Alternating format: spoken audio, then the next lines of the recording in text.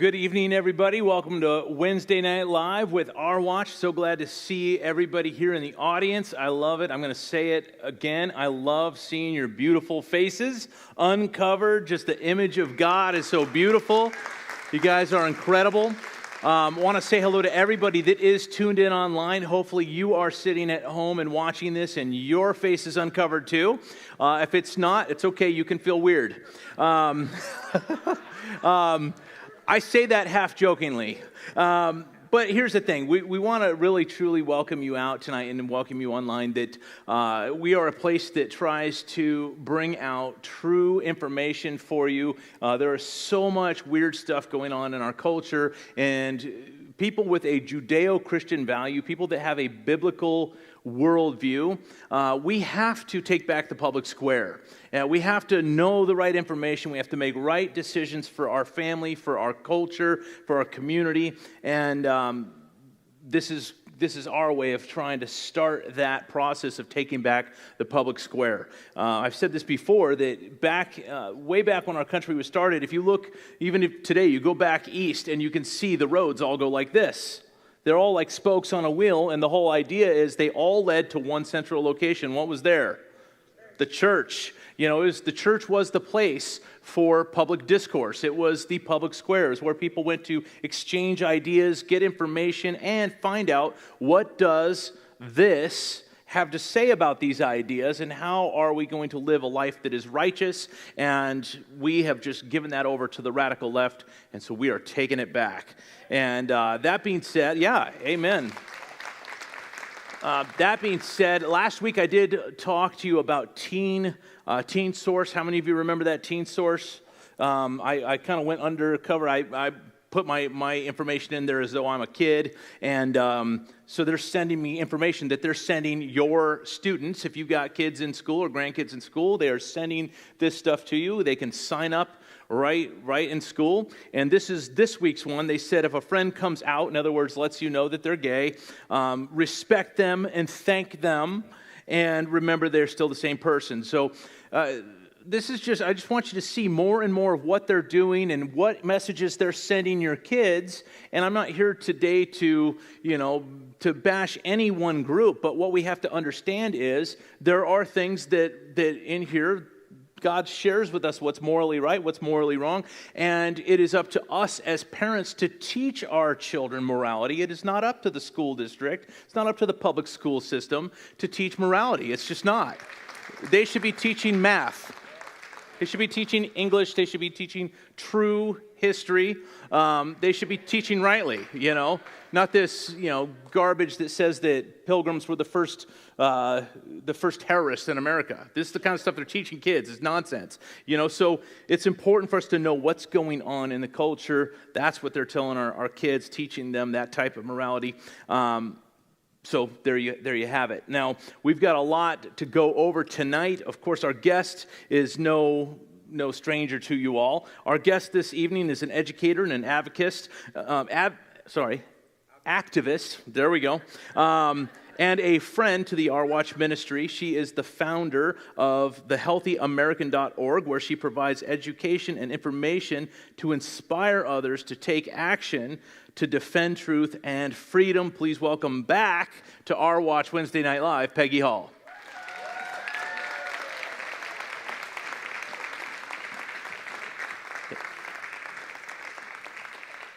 Peggy, it is so good to have you here. And just so good to spend time doing what I call ministry. And I'm sorry that we don't have the mic, but that's going to be your mic tonight. But we're just so grateful to have you back. And knowing, we've got some great events coming up. Just the two of us speaking together at an event this Saturday, Magaween, and then the event on Sunday with Kirk Cameron. Non-essential, so we get to do a lot of stuff together lately. This is fun. This is so fun. Great to see you guys. Thank you so much, Pastor Tim. Yeah. It's incredible to see what God's doing in your life. And, of course, we had your husband come out here as well and talk about creation science. And there are so many different avenues that the enemy is trying to attack us as people with a biblical worldview.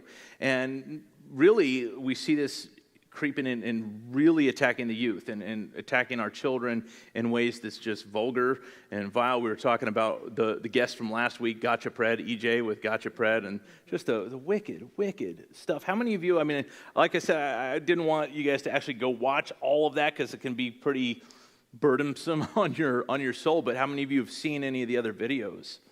Wow, several of you. Is it not just unreal what's happening in our communities? You know, it's crazy stuff, but you know, at least these predators are wearing a mask. I know you have nothing to say about that. She's oh my speechless. Gosh, I'm Did you speechless. see that? But it is so important to pray because we are not supposed to have anything to do with the deeds of darkness, but expose them. And so that's what Pastor Tim is doing. That's what I'm doing at the Healthy American. And I can't wait to dive in. Yeah. Last time we were together, we talked about the what we call the mask ritual. This, the occult that's very prevalent. If you do any just a cursory study on what's going on in our government and has been going on in our government for decades and decades, the occult is very alive and well in our government. And there are members, in the elite groups that are high up in the occult. And they are playing a big, wicked game of ritualizing unwitting people right into their schemes. We talk about 4 issues. The first one was the wearing of masks. I don't know if you want to touch on that, or we want to just kind of, for those of you that weren't here when we were talking about that, we want to bring you up to speed just quickly. Well, I'm one of those people that I can't participate in that burn the mask day because I don't have a mask. Okay, never had one. I never will have one. I've never worn one. I don't intend to wear one. And if I ever do, it will be for my own choice because I'm in a dust storm or something. A couple of years ago, hubby and I were cleaning out the attic, and he said, here, you might want to wear this, like the surgical mask, so you don't get any dust. It's pretty dusty up there. So that was the only time I wore this mask. This is a few years ago, and I'm at the bottom of the stair rail to get up to the attic. And as soon as I took those 6-7 steps up, I tore the thing off. I couldn't breathe. I felt disoriented. I actually couldn't see. And I thought, oh, this is horrible. I'll take the dust. So that was my only experience wearing a mask. And so I can understand how it feels very, physically it is offensive. It's offensive to me spiritually, intellectually, emotionally, all of those things. But I think what harms me the most, it harms my soul when I see others wearing a mask. And I really limit, this is so incredible, and we had a beautiful meal, and I really limit my time in places like grocery stores and things because it actually harms my soul. And I had a kind of controversial, I thought it was a great idea myself. I thought it was a great idea. Like mask-free shopping hours. Like I'll just come in on Tuesdays at 9, but the checkers can't wear a mask and no one else can be wearing a mask. I thought it was great because it's like, I just don't want to be, it's kind of like smoking and no smoking. Some people thought, well, that's giving in, Peggy. How come, you want to have separation? I don't, but I want the evildoers to be held to account because they're the ones that are creating that separation. But the point to the demonic, so I right off the bat started calling it a demonic device without really knowing that much about it. But that was what God told me is just don't do this. It's not for you. I lived in an Arab country for 5 years. I lived in Morocco. And I've actually studied Islam and Arab studies and international policy. And I know that veiling your face is an expression of submission in the religion of Islam. And I'm not Islamic. And I'm not going to veil my face.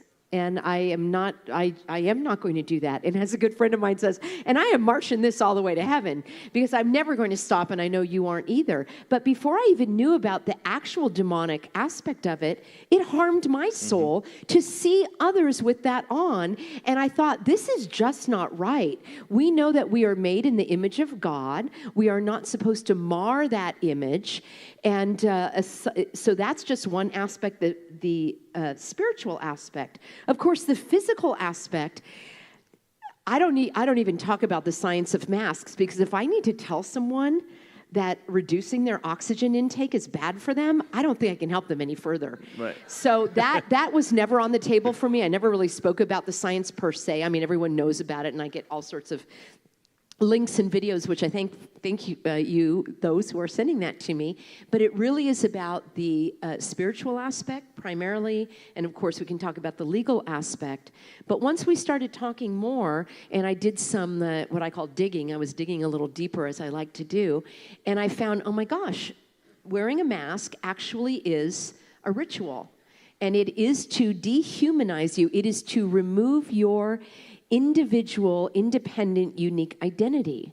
And I think what's happening with all of these very belligerent and aggressive clerks at the stores, because they're masked, it's almost like they think they're invisible and they have a superpower because they can't be identified. And I tell you, today I was at, I was at CVS. Haven't been there for a while. And I just walk in, and in the early days, hubby and I were like, let's go together. Okay, quick, you get the produce and I'll get the stuff and have my head down. Now I walk in and I'm like, yeah. I'm just going to be smiling, and like I would normally, I have every right to be there. In fact, I'm not the one that needs an accommodation. The sick people wearing the masks are the ones that need the medical accommodation. I don't need that, right?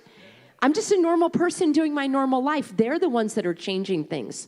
They're the ones that should be outside on the street corner getting Instacart, not me, right? They say, well, we'll just serve you outside. Why? Serve those people that are afraid of dying. You know, that's the other thing. As Christians, we don't have that fear that people have that don't have that promise. But what happened at CVS is I'm looking around and just kind of shopping. I hadn't been shopping for a while. And they were rearranging the aisles, and I saw some guy stocking the shelves, and he went to turn around, and I literally went, it was so frightening to me to be surprised by someone wearing a mask. Even though I see them all the time, to have that movement, and I realized this is part of the demonic influence, is to deaden our natural instinct to fear someone or be shocked and surprised and a little bit caught by the appearance of someone in a mask. Can you imagine if you had wanted to go into a bank in February wearing a mask? How many CCW holders? Don't raise your hand, but think about it, because nobody wants to know who's got it, but we all know. Everybody that's a CCW holder knows. You walk into a bank and somebody's got a mask on their face, what's your immediate reaction? When am I going to shoot this person? That's right. Right? And that's a normal reaction we want. We Right. want to feel that this is not right. So one of the phrases I'm going to really hang on to is hang on to the outrage. I don't want you to lose the outrage. I was making an appointment with my dentist right after things started to open, and I called, or maybe it was a month or two after things were sort of loosening up. And I said, I haven't been for a while. Can you let me know? Are there any special considerations they need to know about? I haven't been there. And she said, oh, no, nothing. Just the temperature and the masks. Did you catch that? It was normal for her. And I got out of that by saying, well, why do you want to take my temperature? And she said, well, because we're supposed to. And I said, is it because you don't want me to have a fever? And she goes, yeah, that's right. And I said, well, I'll tell you what, I'll take my own temperature at home, and if I have a fever, I won't come. And that way, because you care about safety, right? You want everybody in the office to be safe. How safe would that be if I did show up and you took my temperature and I had a fever? That's not very safe, is it? And you know, that's how I get out of that argument. And even at my, I'm fighting with City Hall. Yes, you fight City Hall. And they relented on the temperature taking. They said, yeah, that makes sense. You take your temperature at home. So you just need to say these things and kind of express that and go on their playing field. But I will not ever go along with the mask. And as we were talking, as I was digging deeper, it does turn out that is the first part of a ritual, is to, you're isolated first. So you're isolated. This happens in cults. This happens even in like initiations, like if you were going away to the university, which I don't recommend very much anymore. You can talk to me about that. I worked at the university for most of my career, so I have a lot of knowledge about public education in California. And if you want to ask me whether you should send your child to school, I would say no. I have another option for you. But they isolate people. So even if you're going to be like in a... It's not exactly, it's kind of a cult, I guess, when you're in a sorority or a fraternity, and they do all those things. They isolate you, they humiliate you, and then somehow you are reborn in their manner of speaking, and you're part of this other group. And so all of this wearing the mask, being humiliated, being isolated, and digging deeper, it's very, very clear that this is part of a ritual. And so let me pause there for a moment about the masks. But you can dig deeper on that. Everyone, I think, every Christian feels a little bit of, oh, this doesn't seem right. And that's the Holy Spirit telling you your powers of discernment. It's not right. You don't need to talk yourself into it. And we can talk about remedies a little bit if you want later, because you don't have to go along with it. And I pretty much try to have an answer for everything except airlines. That's why I need my Patriot Pilot program, where we can fly the friendly mask-free skies. Yeah. You guys have seen this where, like, let's say this table here, it's a circle, and you put a person in the middle of the circle. And you've seen the occultic rituals. They put somebody in the middle of the circle, and they either have candles around the person or they have people around the person, but they're all separated out by 6 feet. You've seen these pictures of this is what they do to put somebody in, get them separated out. It's all a ritual of getting people initiated in. And washing the hands, constant washing of hands, and that dates all the way back to Pontius Pilate, washing his hands of Jesus Christ. I mean, this is all very, very satanic in nature, and it's what the government's telling us. The whole isolation part is they would isolate people, but they give them something. And the whole idea is we're going to give them something so they don't feel bad about being isolated. We're going to isolate you, but we're going to give you PPP, and we're going to give you $1,200 stimulus check, and we're going to give you, we're going to give you these things because you're going to be isolated. We don't want you to feel bad about being isolated. But it's all a form of ritually initiating people into their wickedness. And the interesting thing is they use these things to initiate people unwittingly. And they've done so for centuries. People get initiated into the occult, they have no clue what's happening to them. But once they're in, they defend it. How many people have defended the mask, even though all the science tells you that it doesn't work, and even though our Constitution secures rights given to us by God, and we explain all these things to people, and they defend it. No. We're in this together. We're all in this. And I'm like, I am in nothing with you. I'm not in this with you. Not. You're in it, fine. I'm not in this. Don't tell me I'm in this. Don't try to give me that type of propaganda. I'm not in it. Come to church. We don't wear masks. We just don't do it. Because this is America. If we don't want to. We don't have. This is not Afghanistan. This is not Saudi Arabia. This is not Kuwait. This is not Qatar. This is not those places. This is the land of the free and the home of the brave. And if we don't want to cover our face, we darn well don't have to. Plain and simple. The only way they're going to take that right is if we give it to them. And people are just like, oh, here you go. Cover my face. It's unreal. It's unreal, and it's worldwide. And it is absolutely stunning, and I'm never going to not be shocked by it. And that's my invitation to you, is please keep the outrage. When you see somebody, you have to say, what in the world? What is wrong with these people? I mean, maybe not to their face, but you have to feel that, because that's part of, that expression wearing, like being worn down. We're going to talk about that psychological weariness. And the first thing here, Pastor Tim, that he mentioned that I want to go back to is the isolation.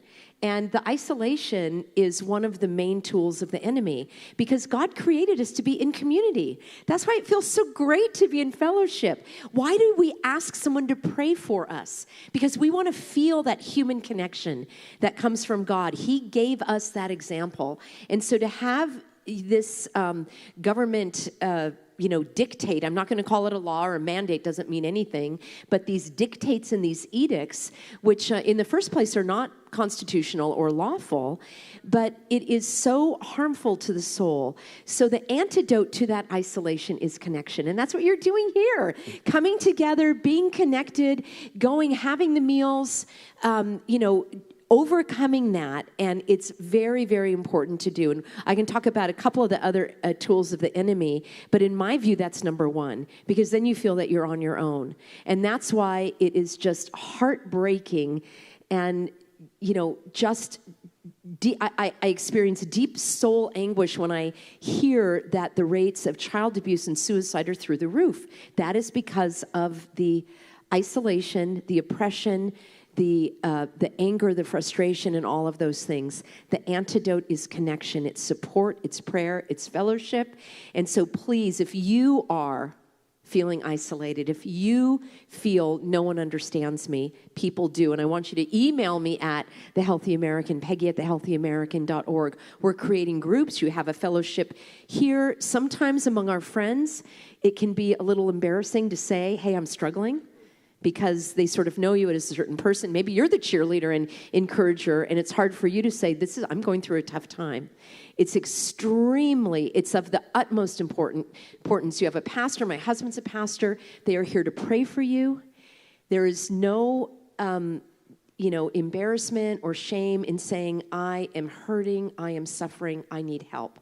And coming together and overcoming that isolation is how we are going to overcome these unlawful, egregious ills that have been foisted upon us. Right, absolutely.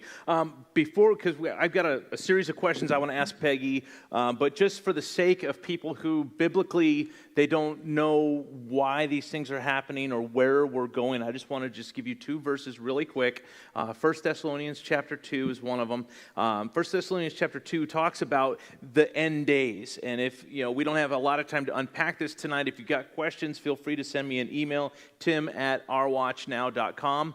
But here's the deal. So let no one deceive you by any means. First of all, that is one thing that marks the end days, is mass deception, or as I like to call it, mask. You were going to say it, huh? Mask deception, but people are deceived everywhere. So the warning is, don't let anybody deceive you, right? By any means. Don't let them do it. For that day will not come unless the falling away comes first. So the whole idea with that is there's a falling away. There are people that just fall away from the true faith, and they follow after all sorts of wicked doctrines, and they think that they're spiritual. They think they're doing well, but they've fallen away from the true teachings of this book right here that has lasted millennia and has always been right and never proven wrong. They're going to fall away from that, and it says that the man of sin is revealed, the son of perdition, who opposes and exalts himself above all that is called God or that is worshipped, so that he sits as God in the temple of God, showing himself that he is God. So this is referring to a person called Antichrist. He wants to rule the entire world. And as you look at everything going on around us, we have politicized everything, including borders. But you look at what's going on. Anybody who wants to tear down borders, whether they understand it or not, are actually doing the will of Antichrist. There is a movement, and we see it right now with all these elites that are all part of the occult. They want to tear down all borders and have a one world government, a globalist mindset. That's what they are. You look at Joe Biden, he is a globalist. You look at Hillary Clinton, globalist. Obama, globalist. All of these people that are involved in the occultic pedophilia garbage. You look at what's on Hunter Biden's laptop. This stuff is filthy, disgusting, and these are the people who want a one world government. And they have to be able to control people. Well, we are headed towards control of people all over the world. We see this in the book of Revelation. Revelation chapter 13 says that this is the Antichrist, is going to cause all. How many is all? All. I mean, this is going to be worldwide, and you've said it, I think, 5 times already. This is worldwide. Okay? All, both small and great, rich and poor, free and slave. In other words, it doesn't matter who you are, where you live, how much money you have in your bank account, what nation you're a part of. It doesn't matter. It's going to be everywhere, all over the world. They're going to receive a mark on their right hand or on their foreheads, and that no one may buy or sell except one who has the mark or the name of the beast or the number of his name. Now, many of you may not have had anybody ever teach this stuff to you in church because pastors don't talk about this stuff anymore. They just don't. Even though the book of Revelation is the one book that says that there's a blessing to those who come, that read it and teach it, there's a blessing for those people. This is an important thing for us to understand. There's a one world globalist mindset at work all around us right now. And I think we see this, right? We see that there's a push to control humanity. And this is another step. It's another, what do they call it? A peg in the hole. They're just coming at us from every angle. Now they want everybody to cover up. They want everybody to comply, just comply. I had somebody tell me that at the store, just comply. I'm like, wrong dude. Don't tell me to just comply. This is not communist China. I'm not going to just comply, but this is what's at work, and we have to understand that. So if you have any questions about that, again, email me. I'd be happy to talk to you more about this, tim@ourwatchnow.com. But the verse I really want for us to push off from, and we got some time left, is Galatians chapter 6 and verse 9. It says, "Let us not grow weary while doing good, for in due season we shall reap if we do not lose heart." You can see we've got lose heart underlined there, put in bold. I want you to understand that lose heart portion of the verse here. It really, literally, it describes a woman who's in labor, and she's coming to the end of that labor. I've never been in that situation, obviously, as a man, but I've been there with my wife, and I know that portion of time it's painful. You're at that point in time where it's unfinished and it's unrewarded. You know what I'm talking about. It's a lot of pain, and you're not done yet, and you're not holding that baby. The reward, it's like you go through that, and then they're like, here's your baby. And you're just, oh my gosh, incredible, right? We're at that point in time right now where we're working hard. You're all doing your part. You're standing for righteousness. It's tiring. And we're all in this fight. We are actually in this together. They say, oh, we're in this together. No, we're in this together. We are the body of Christ. And God's using us for such a time as this. Peggy, God's been using you in incredible ways. And it's so fun to watch. Let me ask you, do you believe this is almost over? Everything we're going through right now? I think we're just getting started. Despair, I think, is the most powerful tool of the enemy. And despair is that psychological weariness. And anyone who has been in a battle, and I know there are some vets here, and if you've seen movies of, war movies and so forth, or you just hear of R&R, right? The troops need to have time for their R&R. God rested, right? We are called to take time to rest. And it's extremely important that there are a couple things I want to say about despair, because the only true antidote to despair is hope. And despair is the absence of hope. And as believers, we have hope in our Lord and our Savior, and it's the one true hope. And when we look to a politician to be that hope and to be that Savior, or we look toward a new bill or a new law or a promotion at work or a new relationship, those things are not going to sustain us. So we have one place to look to overcome despair, but then we can also take action. And in my view, taking action can help lift you out of despair, because then you're not just sitting at home alone on the sofa or even with others just complaining. So I have three main remedies to the tools of the enemy. One of the tools of the enemy is isolation. So the remedy is connection.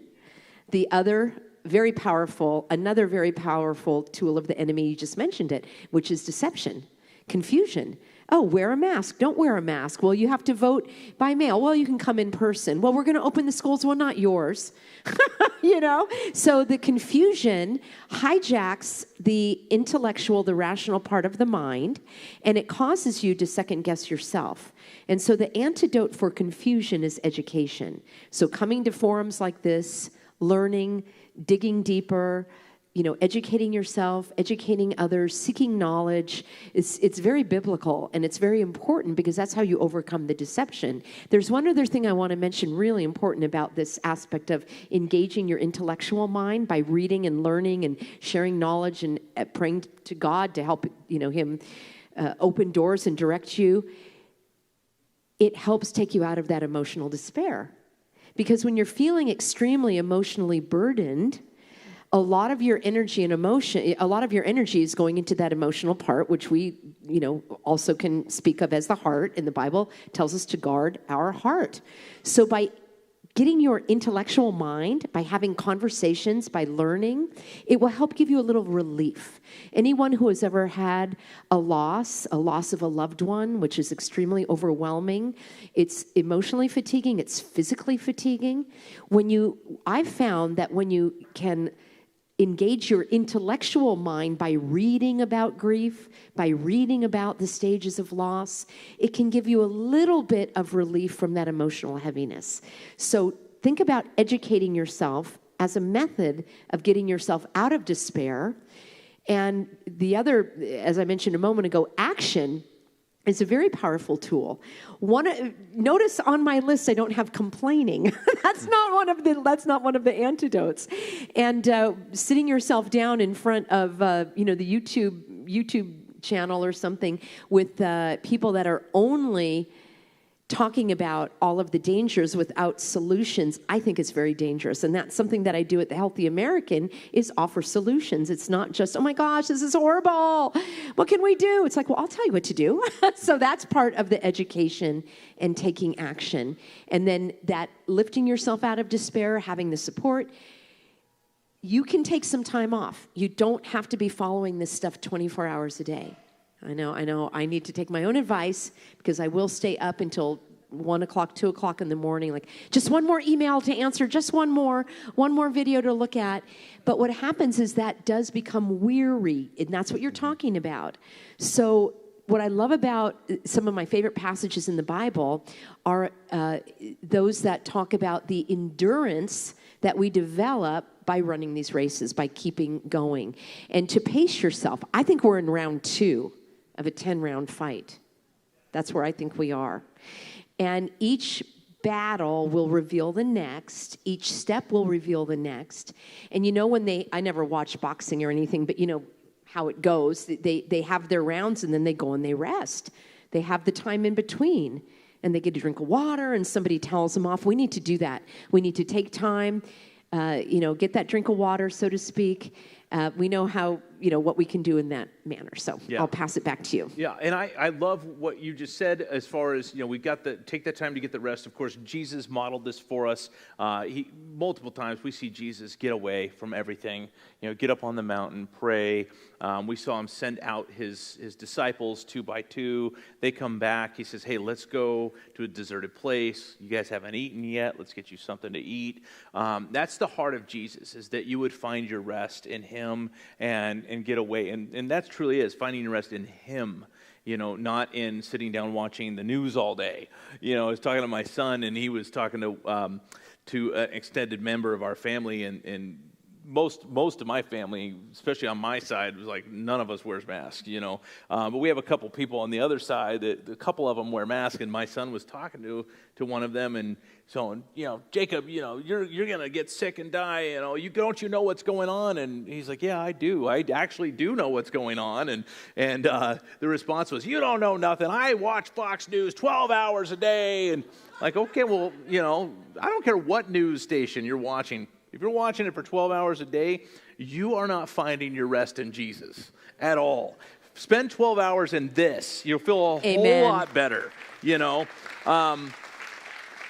I would like to remind you, because the Bible says don't grow weary in doing good. First of all, make sure you're doing good. Get out there and actually do something for the Lord. But as we do this, we are in a fight. We're in a battle, a spiritual battle. There's no doubt. But remember this. You've already won. Don't ever forget awesome? that. We are so not working. Awesome. We're not fighting to win. We've already won. We're not fighting for victory. We're fighting from victory. And we have to remember that. That's right. Isn't that we awesome? are on the team that has it's already been written. Jesus already wrote it for us. We know the end of that book of Revelation that I brought up, and the end tells us we win. So we don't have to fight for that victory. We just have to fight. We have to stand firm. And what the Bible actually says, stand fast. For those of you that are former military, you understand that term, stand fast. It is a military term. You stand fast. You do not move. You are immovable. You do not retreat. You never let them gain an inch on you. You stand fast, no matter how hard it is. That's where we're at. We're in this fight, but we've already won. We just have to continue to battle it out. But it's a spiritual battle, and we have to fight it with spiritual means. Are you seeing any progress in the right direction? Oh, I've got some success stories. Yeah, let's hear 'em. And I want to piggyback on your comment right there, because I often will make those same comments in my email newsletter, which I hope you're on. And I said if they're something. not on it, how do they get on well, it? go to thehealthyamerican.org and sign up there. And make sure, I email quite frequently, 3, 4, 5 times a week. So if you're not hearing from me, double check, because there's been some shenanigans going on. We were talking about that. Even the email provider sent me a notice and said, we have new community standards and we won't be sending out emails that have content that we don't approve. Oh, really? So I changed that email address, Think email about that provider. For just a moment. Content they don't approve. That means they're reading your content. Crazy. Isn't that supposed to be your own personal private email? I don't like that at all. So, some of my followers have started having code words. It's pretty, I'm not going to give them away, but it's very clever. And we know the left. It's pizza, stuff like that. Yeah, no, this is, very, very troubling. So in the email, I said something along those lines that the battle between good and evil has never been uncertain, and good is the victor in the end. And somebody emailed back and said, well, it certainly doesn't seem that way. Look at what happened in Nazi Germany and other things like that. And I said, it's because we're not at the end. Right? Victory is ours in the end. So we're still not there yet. But it does and should give you a great deal of confidence. And I think that's where I can remain, actually I'm very optimistic by nature and normally very cheerful. But these things can be wearying. So being around people who are going to lift you up, and one very important thing to do is to focus on the success stories. And I have people who email me and they send me this success stories, try to say that quickly. And I do my videos, and I want to share a couple things that were really great. And again, some of these may seem mild in terms of, that's not that big of a deal. But when it's in terms of our freedom and our liberty, and that, some of I'll say the chinks in the armor are starting to happen. So I had a woman who was consulting with me because her daughter could not go to take the ACT exam to go to college. And of course, my first question was, why does she want to go to college? Because I believe in apprenticeship programs, and I have many other methods of learning, which I call freedom learning. And I can also you can find out more about that at the website. But I helped her craft a couple of letters to the powers that be at the school. And they said, well, if your daughter can't wear a mask, how about a shield? In my view, a shield, what are we, conquistadors? I mean, this doesn't even make sense to me. A shield, in my view, is even worse, as I say, than a mask, because now it's obscuring your vision. And she's going to be at a computer trying to take an entrance exam for college. So the woman objected to that, and they said, well, how about a mask and a shield? And are you reading my email? Absolutely. See, the problem is these people, and I say this with a truth in love, they're starting to suffer from mental illness. And I'm not being facetious whatsoever. They are unable to think clearly and rationally. Why would someone wearing a mask and a shield be an accommodation for not wearing a mask? And then, since it was an exam that needed to be done at a location with a proctor, they finally agreed that there would be a proctor in a separate room and she could take her test. So that came out to be great. There have been other great inroads with nursing homes where people have been able to see their loved ones. I can help you with these situations. There are protections, constitutional protections. There are state protections. Every state has a Bill of Rights for the residents of nursing homes. There's something called elder abuse. Do you know what? There's physical abuse, and then the other one is emotional abuse. And the number one item that is listed under this is isolation. If your loved one is being isolated isolation is against your will, that is a cause for a complaint. And all of these nursing homes, even if they're private, and I counseled a gal today, she's paying a lot of money for a private memory care for her dad, who she has seen really spiral down in these last few months. And so my first point of counsel is call the sheriff, because the sheriff's department is the department that takes the complaints of abuse. If you saw a parent beating or an adult beating a child, you wouldn't go home and say, well, that's between them. You would get on the phone I hope you would get on the phone to the sheriff's department. Any teachers here, medical people, your pastor, you are called mandated reporters, right? I am also in that. I am required by law, and if I don't report what I think is abuse, I will be held liable for not reporting it. So if you see and witness this spiraling down of a loved one in a nursing home, you call the sheriff's department and you say, I would like to make an immediate report of elder abuse. And they will meet you at that location and they will do an investigation as required by law. Like, well, Peggy, why haven't they been doing this? Because they've been living in fear and paranoia, and they think, well, it's the nursing home, I can't do anything. You have all of the rights there. So those were some great successes helping people with that. And then, of course, the run-of-the-mill, being able to go shopping and so forth. And I think in California, we were hit with these atrocious, unlawful, unconstitutional, irrational edicts early. And I know that because I've been on the front line speaking about masks since May. And I would hear from people all over the country saying, what is with you? Why are you focusing on these masks? I mean, gosh, it's not that big of a deal. I'm like, wait till it comes to your state. Now I'm hearing from people in Kansas and Kentucky and Tennessee and Ohio and Oklahoma, and they're saying they wouldn't let, can you come speak to the school board? I'm like, no, I can't. I've been doing that for 6-7 months. Even the lawyers are not, they're not even able to get through. So no, that's not the response. But we saw it early here in California, and I do believe that we are seeing some glimmers of light. I think that we just happened to go into Target as we were coming in. I've not been shopping in this area, but David and I are like, okay, let's go in. And there was the fellow in a plexiglass cage. Would you like do you have a mask? No. Would you like one? No, thanks. And we just went. It's like, oh, that's pretty good.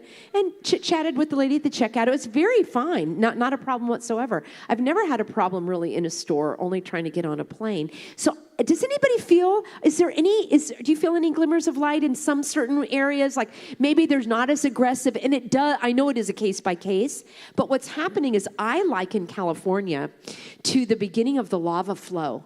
And it's sort of the volcano of evil erupts here, and they see how much we're going to take, and then that lava flow starts to spread across the country.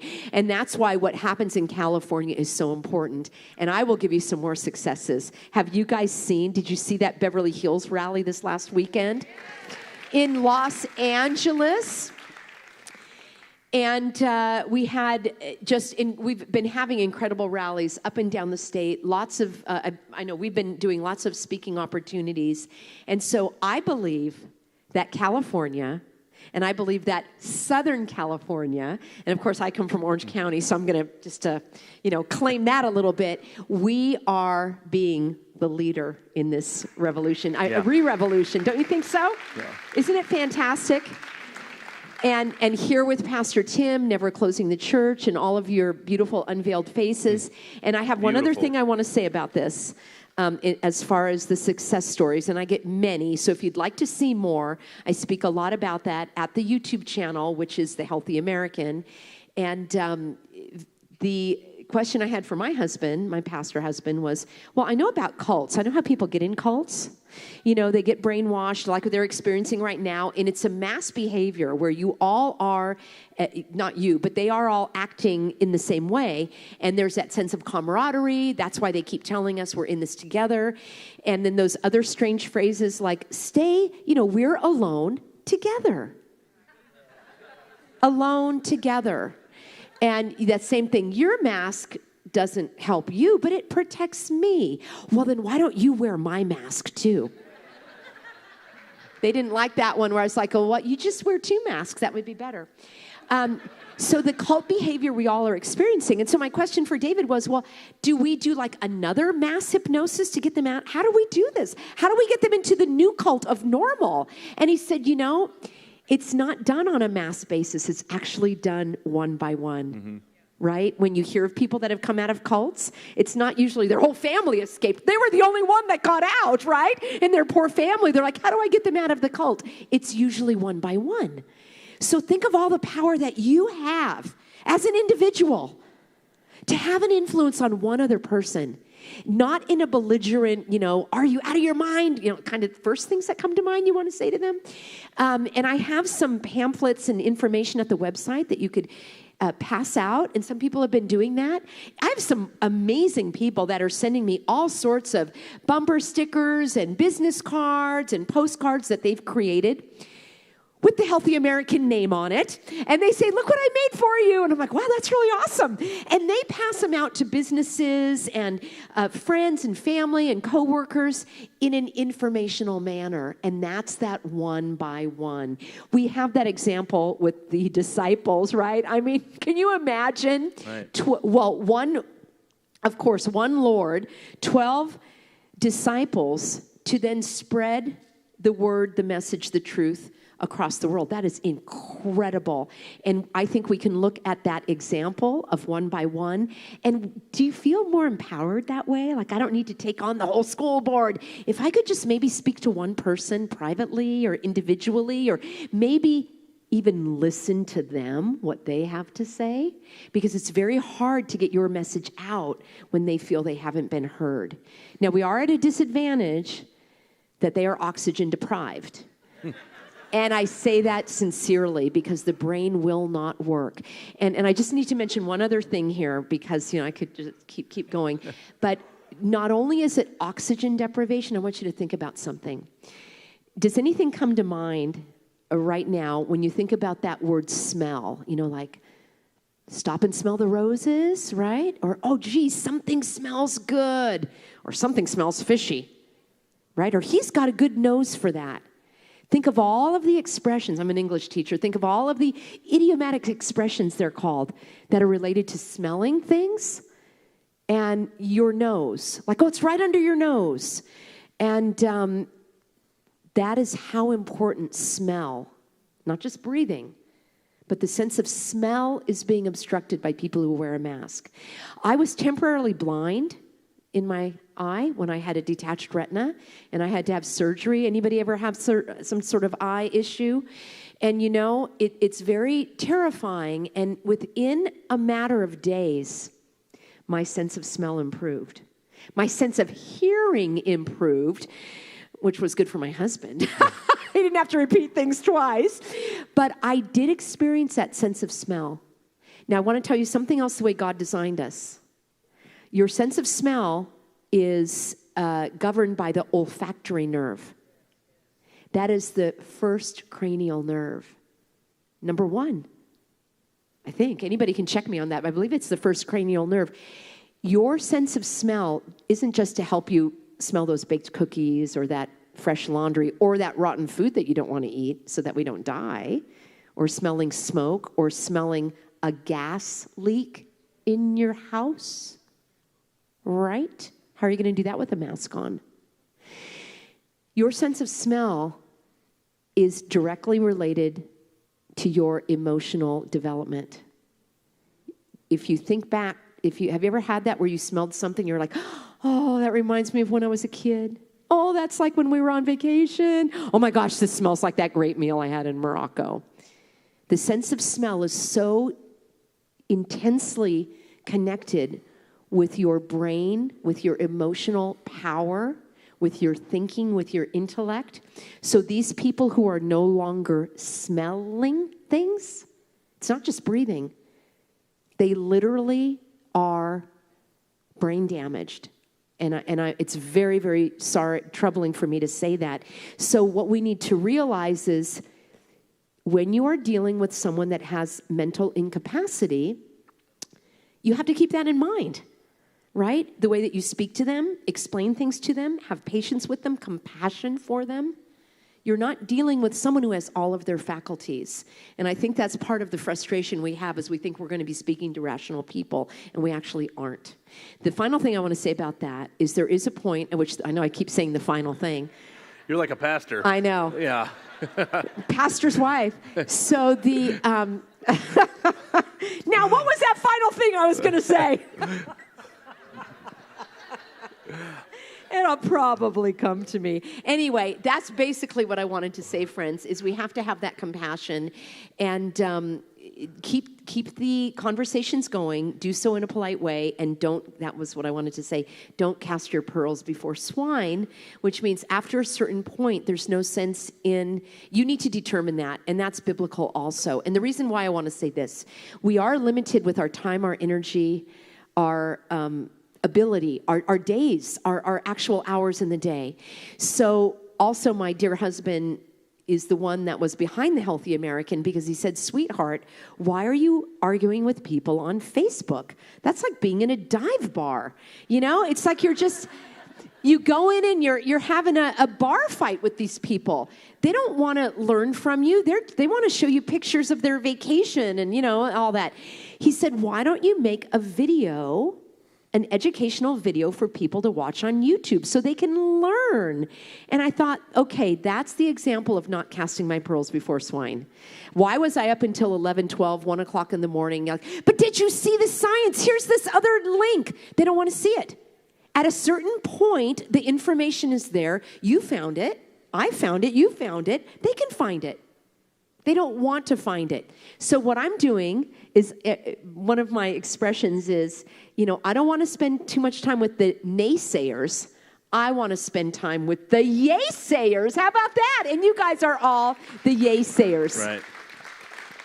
That's, you're absolutely right. A lot of people talk about my style of preaching, and I'm very direct. For those of you that don't know that yet, I'm very direct, and I just go, this is the Word of God, this is what it is, because we are, in Ephesians 4:12, is we, the church, coming together is for the equipping of the saints. Who's the saints?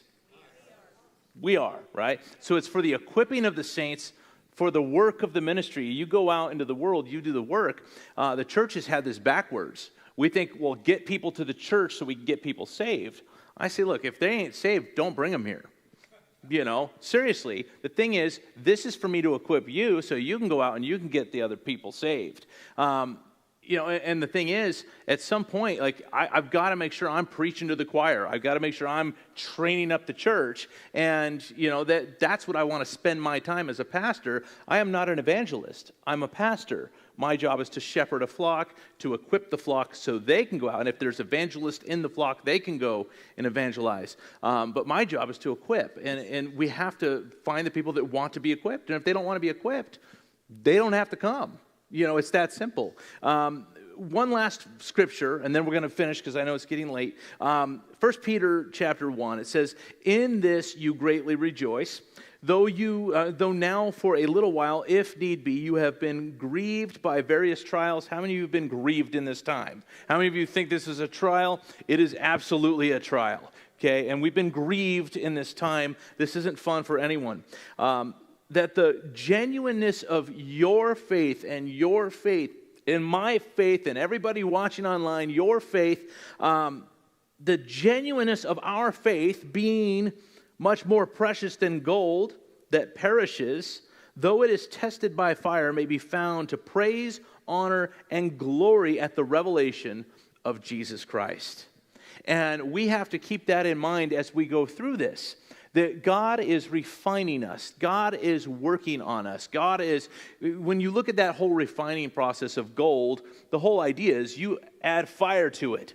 You know, you're burning the gold. You're melting it down. And what happens is those impurities come out. You scrape that off the top. You continue to heat it up.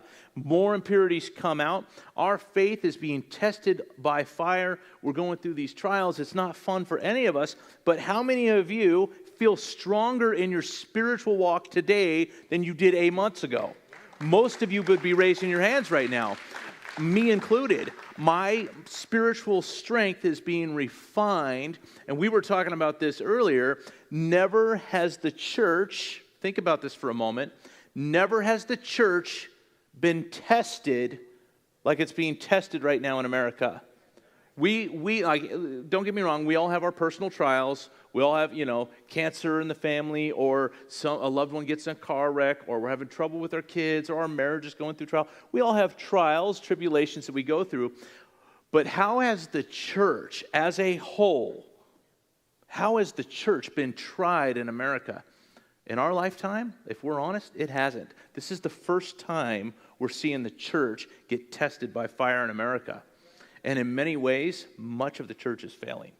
In many ways. But there are people that are rising up, people like yourselves that are strong. You're out there doing the work that God's called you to do.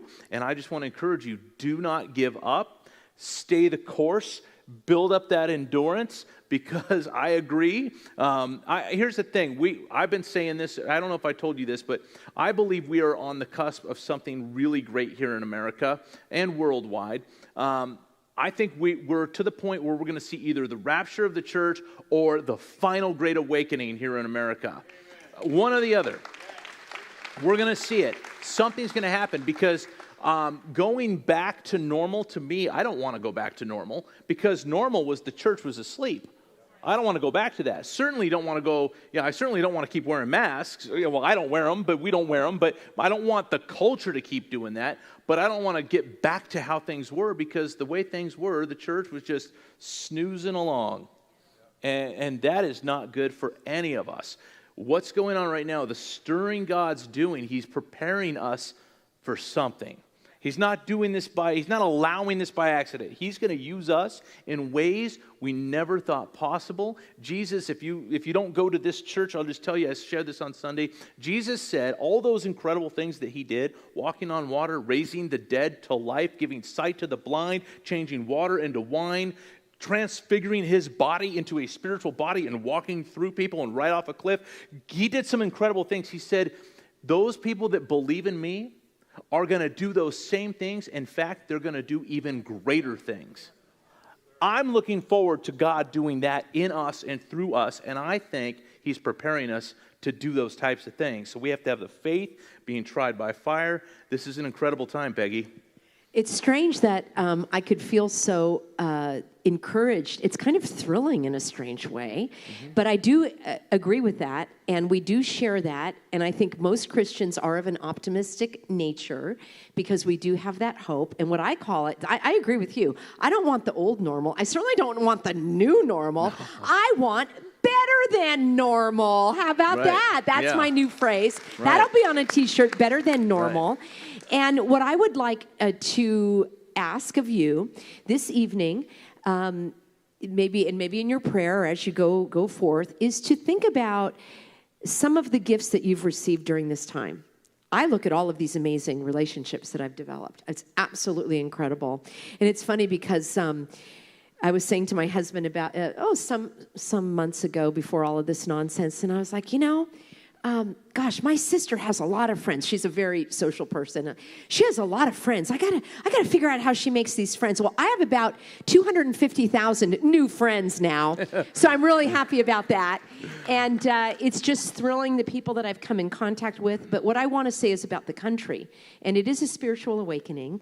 And we have had many people tell us that they have come to faith or they have renewed their faith, because now is the time. I mean, that finish line, we are almost at, the clock is running out, and you know that. But what I also really am thrilled about is parents that are finally going to school board meetings. They're finally looking at the curriculum that has been being taught in the schools. There are people now that actually know what our Constitution is and what it stands for. People know what the term public accommodations are because I've been teaching that for a while.